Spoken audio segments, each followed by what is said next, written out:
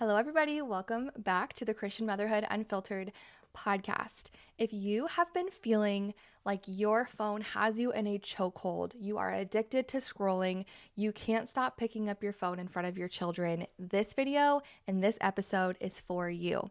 And if you are a regular listener of my podcast, yes, I did just say this video because this is my very first time recording a video for the podcast, which I'm so excited about. So if you are the kind of person that really prefers to watch podcast episodes, that is now an option for you. I have a YouTube channel, Emma Grace Jens, and I also have this on Spotify and Apple Podcasts. If you are watching on YouTube, it's all Christian Motherhood Unfiltered with Emma Grace. That's me. I'm Emma if you're new here.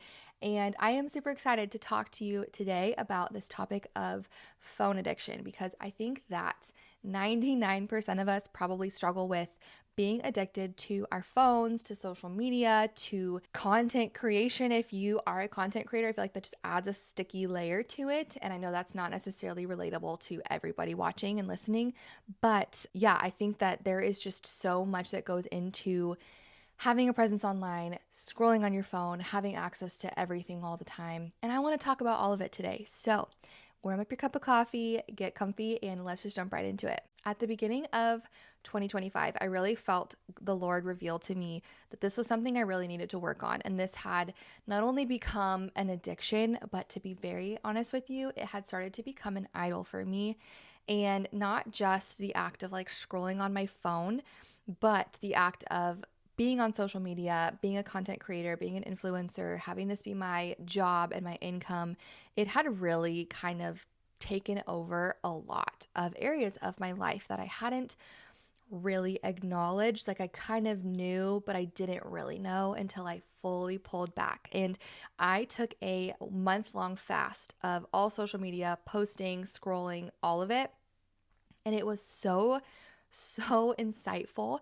And so, what I want to share with you today is all of the knowledge and the things that I realized in my fast of social media in those few weeks that I feel like God really showed me. These are all the things that you didn't realize you were doing in your day to day life. These are all of the signs that you were addicted and you didn't even know you were addicted. And so that's kind of what I want to share is how you can tell that you are addicted to your phone or to social media. And not only signs that you are having a phone addiction, but I don't want to just like beat you down and tell you you have this problem. I want to help you. And so I'm going to share with you the boundaries that I have set in place and that I learned from that fast of social media and the things that I do in my day-to-day life now to prevent that from happening. Here are a few signs that you may also have a phone addiction or a social media addiction. So, number one is the muscle memory reaching. And this is something I did not realize I struggled with until I took my phone away. And I still catch myself doing this every once in a while where you just naturally physically like have the reaction to reach for your phone in every spare second that you get. And I'm talking like every second counts. And this is something, it was honestly embarrassing. Like I would be sitting on the couch at night watching a show with my husband, and every single time the Hulu ad would pop up and it was literally a minute and 30 seconds, I'm immediately reaching for my phone to scroll for 90 seconds. I cannot even sit there and speak to my husband for 90 seconds without scrolling at the same time. And when I took my phone away and I took away that social media access for that several weeks, I realized, oh my gosh, I do this at every single commercial break. And these are not long commercial breaks. And it was just crazy how it was a physical reaction that I didn't even realize I was doing until I would do it over and over. And it was kind of embarrassing. Even worse, honestly, is when I would be cooking food in the microwave for 30 seconds. I'm looking for my phone to scroll for 30 seconds. Do I need to scroll for 30 seconds? Am I even consuming anything in a 30-second time span? No. That's barely even time to like watch a video. By the time I open the app and I watch a reel or something, like the microwave is done cooking my food. But I was so addicted to the stimulation that I could not sit with my own thoughts for 30 seconds. And that was really jarring to realize like you need to chill out. You need to take a break from this because this is a physical like muscle memory thing that your body does, and that's a little bit scary. Or even if I'm just like sitting and playing with my kids, every spare second I would get, I feel like I would be reaching for my phone. And a lot of the times I was able to like reach for it and then put it down and be like, no, I want to sit with my kids. I don't want to scroll. But the fact is, I was still going to reach my phone, right? Like the physical act was still there. And that's the root issue. I just needed to be stimulated 24/7, which is so ironic because the thing that I struggle with the most in motherhood is overstimulation. And it's just very ironic and honestly so stupid that I would use social media and then get confused why I was so overstimulated. Like, I don't let my mind sit in silence for 30 seconds while my food cooks, and then I'm like burnt out, overstimulated, touched out. There's too much noise, there's too much going on, and I blame like my kids' toys or my dog when I'm like, girl, put the phone down. I'm adding stimulation when I'm already overstimulated, and it doesn't make sense. But that's what I realized that I was doing, and I feel like I can still find myself doing this. So if you are the same, I'm going to call you out, sister, because I think we can use our phones as a break, especially when we are in the thick of motherhood or with littles. We can use it as like a connection or a break. And let me just break that bubble for you that you're not actually getting a break. We're going to talk about that in a second, so I shouldn't jump ahead, but quit adding stimulation and let your mind sit in its own thoughts for the 1 minute commercial break. Like, you can do it. Maybe this is just me and I'm just like calling myself out here, but I feel like it can't just be me. I feel like this has to be more than just me in this day and age. So let me know if you resonate with that at all or if I'm like crazy. Okay, the next thing that I realized in my social media fast was the difference in my brain fog. And I don't think I fully realized how cloudy my mind was and my thoughts were until I took this break. And the mental clarity that I got was actually kind of jarring to me because I didn't realize how bad it was until I stripped everything away and just got rid of all the extra noise and all the extra stimulation. And it is crazy how quiet my mind was, honestly. I feel like I would describe my brain most of the time to people as a tornado. Like, there were just a million thoughts in my mind at all times. I lay down for bed at night and my mind is just racing. I'm sitting and playing with my kids and I'm not scrolling, but I'm not mentally there. Do you know what I mean? Like, physically I'm with them, I'm not scrolling, but mentally I'm checking off my to-do list, or I'm planning what I'm going to do when they go to nap, or I'm thinking of the content I'm going to create today. Like, my mind was never actually present at all. And I didn't really attribute this to my phone usage because I don't know, I didn't think that that had anything to do with it. I honestly thought it was just like being a busy mom and mom brain and being forgetful and being scattered and all over the place. And in those 3 weeks, the amount of brain fog that was lifted and the amount of mental clarity I received was crazy. Okay. It's like I got rid of all of the extra noise. And when you are getting on your phone, you're just adding constant noise. Kind of like I was just talking about with stimulation and adding stimulation when you're already overstimulated. It doesn't really make sense, but that's just what we do anyway. It's the same thing with brain fog. Like, we are adding opinion and noise and silly TikTok dances. And like, every time I'm on my phone, I'm just ingesting all of this information. Of course, my mind is just so full and overwhelmed, and I can't think straight and I can't have any kind of clarity because I'm not actually thinking about what's in front of me. I'm thinking about what I just received from my 5 minutes of scrolling, because 5 minutes of scrolling is actually a lot of information you're receiving. Like, I dare you to set a timer on your phone next time you get on TikTok or Instagram and see how much you consume within 5 minutes. See how many videos you like, how many stories you tap through, how many different opinions or like audios you listen to within a 5 minute period. It's a lot. And that is just taking up space in your brain that could be used for literally anything else. And the thing I realized was how much that was taking up space in my brain and not allowing me to use that brain power for the things that I actually needed it for, like my children, like my home, like my family, like my own mental health, my faith. Like, all of these things were so much easier for me to focus on. and take care of. And it didn't feel so overwhelming because my brain wasn't so cluttered and overwhelmed. The next thing that I noticed was my ability to rest. And this is probably the biggest thing that I gathered from my month fast of my phone. And I have never in my life, honestly, been as rested as I was during those several weeks because when I was able to rest, I was able to fully rest. Especially as moms, I think that we are very guilty of saying that me sitting on the couch and rotting and scrolling on TikTok for 30 minutes is resting. And you're actually doing the opposite of resting. That's the problem. We are actually adding noise, stimulation, like chaos to our brains.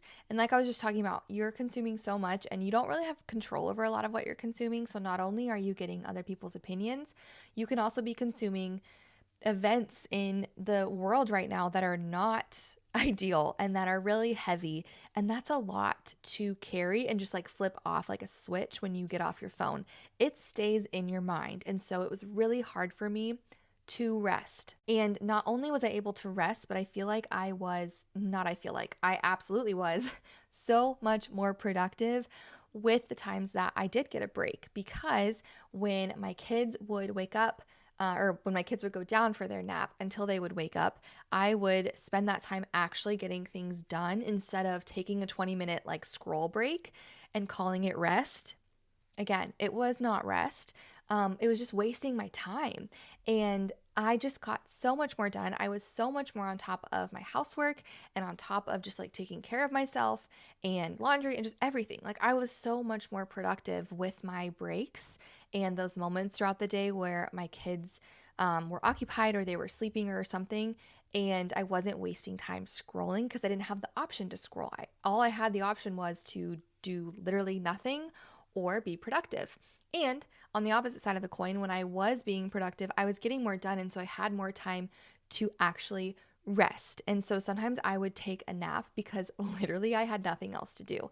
I had gotten everything done because I'd been so productive.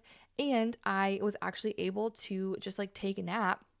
And I was able to fall asleep and nap so easily. And that's like one of the first things that I noticed within like the first week was I would fall asleep so quickly when I would try to take a nap in the middle of the day or when I would go to bed at night even.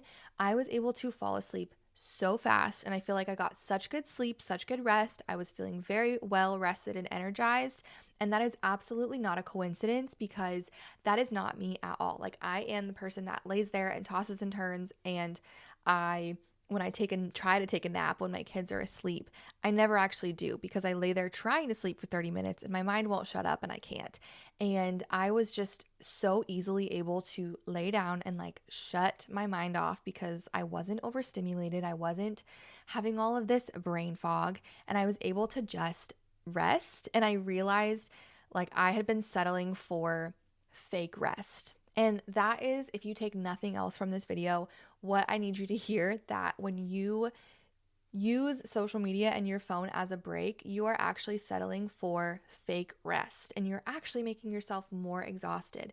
And that is not the rest that the Lord provides for you. He offers you rest and you can't get it if you are so busy scrolling on your phone. And then the last thing that I noticed, which is honestly the hardest I think to admit, is how I had really messed up and mixed up my priorities. And I had kind of started to fall into idolatry with my phone usage and social media. This obviously is different than just somebody that like scrolls on TikTok and you're not a content creator, but I do want to like very, very quickly talk about this because it's something that I feel like no one really talks about in the content creator realm. And so whether you are one or you aspire to be one or you're just curious, I think no one talks about making content creation an idol because it's really hard when you're putting your life out there for people to view. It's hard to not allow that to be what is telling you your self-worth. And if people like you and they're engaged with your content, they're following you, you're doing well, you're being successful. But when your brand is like yourself, if you're not being successful, it's hard not to take that personally and be like, cool, people don't actually like me. And that's why I'm not being successful in this area. And so that's something that I had really been struggling with. and just striving and trying to be better and trying to be more successful and trying to grow. And I really just felt convicted by the Holy Spirit during those few weeks. Like, you have it all wrong. You are not on social media to like lift yourself up. You are one on social media to lift the name of the Lord up. But two, you're not put on this earth to be on social media in general. Like, you can use social media as a vessel. I think social media, maybe I should have said this 20 minutes ago at the beginning, but I think it is a beautiful thing. I think there is so much power in it. And I think that it is so tricky because the enemy can really use this to completely derail someone's life. It can use social media to distract you from the things that are in front of you. It can use it to convince people they need to deconstruct their faith and that God is a liar and that the world is a horrible place and that God doesn't exist. Like, social media can be such a tool by the enemy, but it can also be used for so much good. And like, I even think about this platform. If one person watches my content and is encouraged by it or comes to faith by it, which I know for a fact because I have heard from many of you has happened, like, praise God. Social media is such a blessing. It's a vessel that he uses to spread the kingdom of God and to encourage people. And so when we make it all about ourselves, and I'm speaking from experience here, when I make it all about me, that is literally the opposite of what the Lord wants me to do with it. And so it's just very, very convicting. Like, hey, we need to shift your priorities when you're actually on social media. And I feel like maybe you've noticed a difference, but I hope you have. Since I've come back, my content, I feel, is completely different because I have stopped just making it all about me and like even my life and my kids and like my story. Yes, it's a piece of the puzzle, but like the big picture is God. And the big reason and my big why is like to encourage and bring people closer to the Lord. That's the whole reason that I'm here. And so that was really helpful for me to hear that in that time. But not only with social media was my priority a little bit off, I noticed in my day-to-day life, even my priorities were off. And I would start to view my children as a distraction, which is so backwards. And I think I'm guilty of this, whether I was making content or just scrolling and watching stupid videos. Like, I could want to sit on the couch for 5 minutes and take a break, which again, we talked about earlier, is not actually a break. But I would say I deserve 5 minutes to sit and rot and not be bothered. And like, you guys play for 5 minutes. You can play for 5 minutes by yourself so that mommy can sit here and take a break.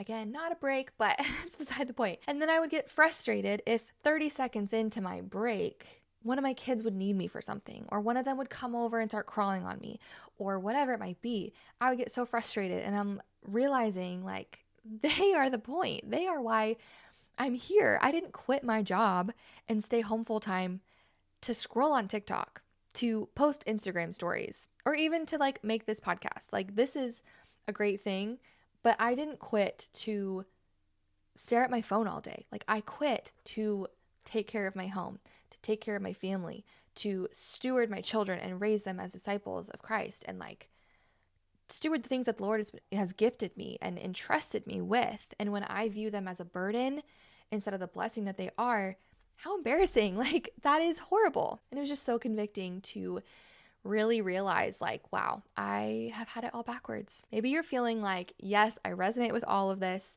but now what? Like, how do you not feel this way? Do I need to just like throw my phone in the river and never look back? I don't think so, because I got back on social media and I, like I said, have really taken a completely different approach. And a lot of this, like I've said 100 times, is because I'm a content creator. So I've really had to like shift how I've created content and how I've set boundaries. But I think this is so relevant to just even scrolling, because most of these boundaries I think everyone should have in place, whether you're a content creator, a stay-at-home mom, a working mom, anyone who owns a phone and has a social media account, I think should have these boundaries in place, because if you don't have boundaries, you are going to just continue to slip into this addiction route all the time. Here are my boundaries that I do every day, every week, that I feel like really help. Number one is taking regular detox days or weekends or weeks. So this time away really made me appreciate having my phone just put away. And I do this at least one day a week. The day happens to change. I did have a period of time where like every single Monday I refuse to be on my phone, and that was like my scheduled detox day. But now I kind of just pick a day each week where I start to feel it like, okay, I'm getting a little bit dependent on my phone. I can feel the addiction start coming back. I can feel, I don't know, just like I'm getting into old habits. I need a detox day tomorrow, and I will do exactly what it sounds like. Like, I will not create content. I will not scroll. I honestly, I try not to even like listen to podcasts or watch YouTube videos. Like, I try to just be 110% present in my actual real life that's in front of me without thinking about anything else. And it is life changing, you guys. If you do nothing else in my list of boundaries and things that I do, I would highly encourage you to schedule yourself a detox day 1 day a week. Sometimes I will take the whole weekend off, and that's also really refreshing. And then you can come back on Monday and just feel like you got to have good family time. Maybe you're busy, maybe you just rested and had a Sabbath. Like, it's just so helpful. I cannot recommend having a detox enough. And if you're really feeling like I'm really struggling with this, I really need to just do like a fast like you did. I did 3 weeks without Instagram, and it was, again, life changing. Like, I cannot recommend it enough. If you really just need to like hit the reset button and you think one day is not going to really change anything for you, I challenge you to start with a week or 2 or 3. I didn't know how long I was going to go, and the 3 weeks was up, and I think I had a brand deal that week to post. So I think I had to come back, but I actually didn't intend on making it that long, and I wanted to make it longer. And I loved it. Like, it was hard for a day or two to kind of break the habits, but then it's just like, oh my goodness, it's amazing. My second boundary that I would recommend you taking is to set a physical boundary with your phone. And this is something I saw, I think, online, ironically enough, but treating your cell phone like a home phone and just having it live in one area of your house, whether it's your kitchen counter or on your bedroom nightstand. That's usually what I do, is like on the nightstand next to my bed, because it's just all the way on the other side of the house, usually than where we're at. It's not like in my line of sight. I have to like walk all the way to my room, walk next to my bed. On the kitchen counter is fine, but I feel like sometimes that's too easy and too accessible to me, because that's kind of where we're at a lot of the times. But anyways, find a good spot for you and leave it there and treat it like a home phone. And when you need to text somebody back, or you hear your phone ringing, or you need to send an email or add to your grocery list, or whatever you need to do, go physically walk to your phone, pick it up and do your thing, and then put the phone back down and leave it there. And I have done this a lot, and it is so helpful because, again, it's out of sight, out of mind, and it's the physical muscle memory of grabbing my phone just because it's there. And I notice that I need to do this, especially if when I walk up to go do anything, I'm grabbing my phone and taking it with me.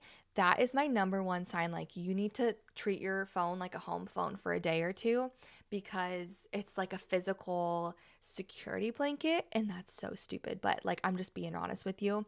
And I'll like get up to go switch over the laundry, and I will pick my phone up and take it with me. For what? But that's just what I do. So if that's something that you struggle with too, I challenge you, like, out of sight, out of mind really, really helps.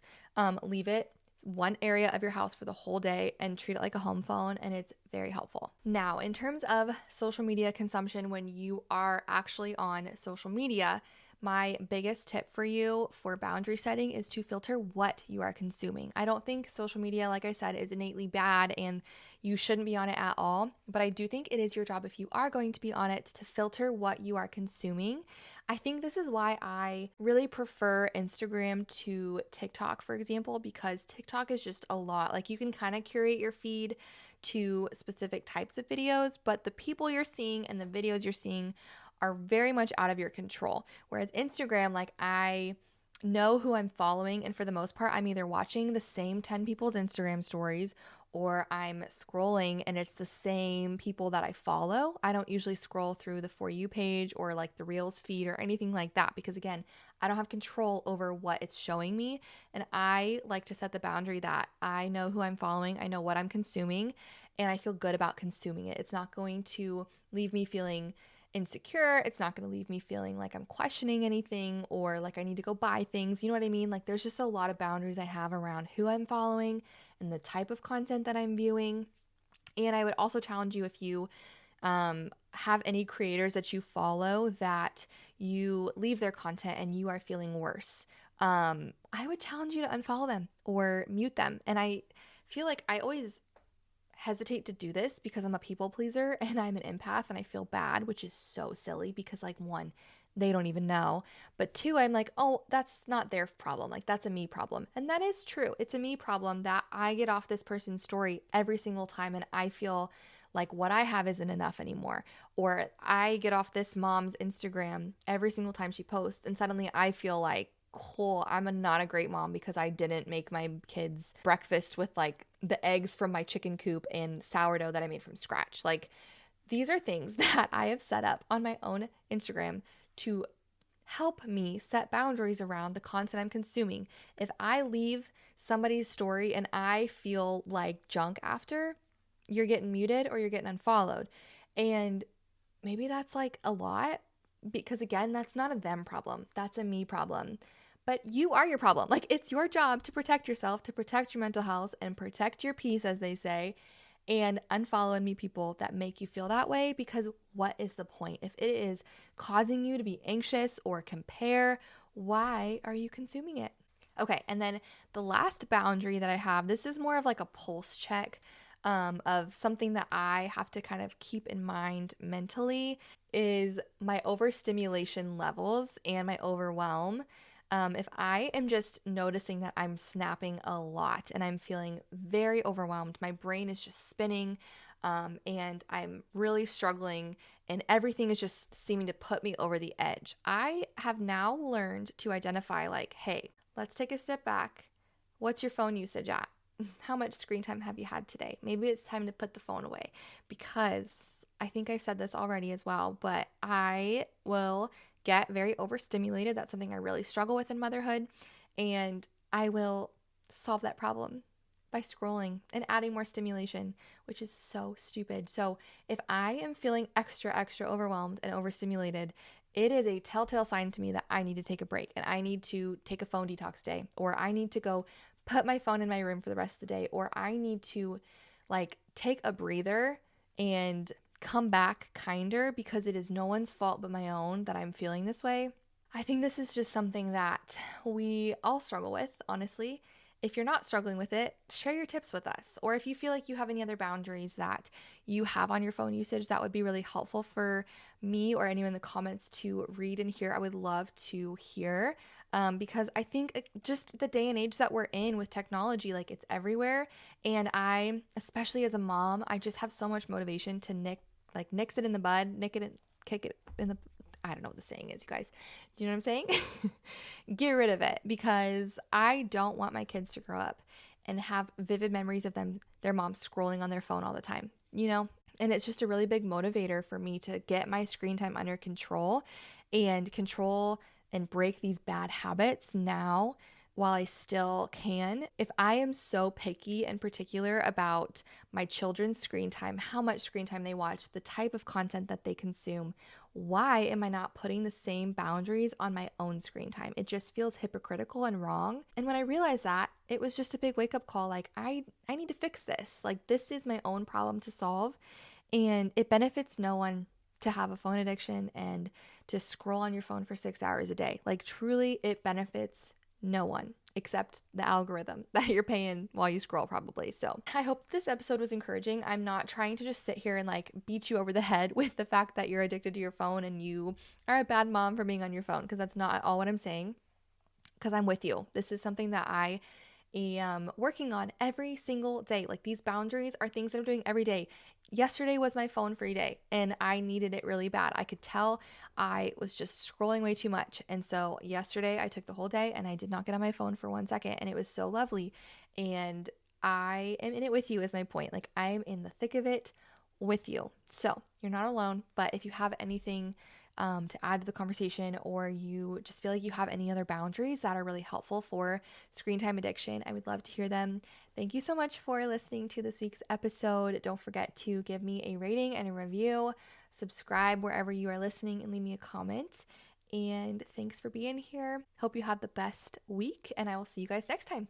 Bye, friends.